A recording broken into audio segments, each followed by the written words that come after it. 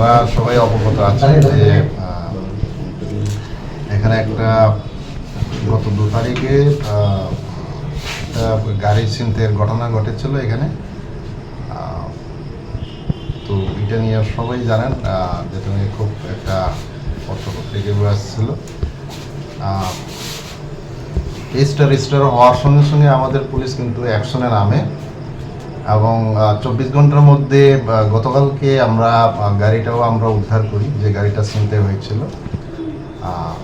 গতকালকে আমাদের আসামি ধরা যায়নি, কিন্তু আমাদের অপারেশন চলছিল, বিভিন্ন জায়গায় তল্লাশি চলছিল এবং যেখানে যেখানে সম্ভাব্য আমরা সব জায়গায় আমরা পুলিশি টহল এবং আমাদের সোর্স আমরা লাগিয়েছি। এবং আজকে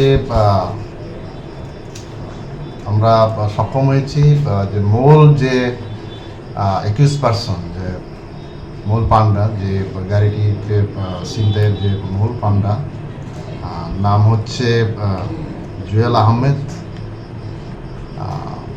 বাড়ি গনিয়ামারা।